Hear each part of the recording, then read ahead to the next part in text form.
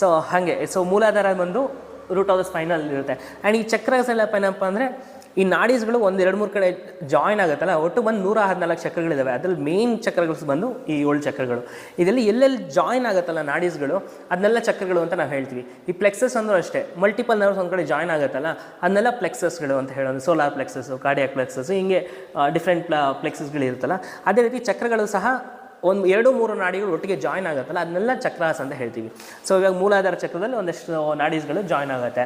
ಅದು ನೆಕ್ಸ್ಟ್ ಬಂದು ಸ್ವಾದಿಷ್ಠಾನ ಬಂದು ಈ ಏನು ಕಾಕಿಕ್ಸ್ ಆ್ಯಂಡ್ ಸೇಕ್ರಲ್ ರೀಜನ್ ಅಂತ ಹೇಳ್ತೀವಿ. ಸೊಂಟ ಅಂದರೆ ಫುಲ್ ಬೇಸ್ ಆಫ್ ದ ಸ್ಪೈನ್ಗೆ ಮೂಲಾಧಾರ, ಅದನ್ನ ಸ್ವಲ್ಪ ಮೇಲ್ಗಡೆ ಬಂದರೆ ಸ್ವಾದಿಷ್ಠಾನ ಚಕ್ರ ಅಂತ ಹೇಳ್ತೀವಿ.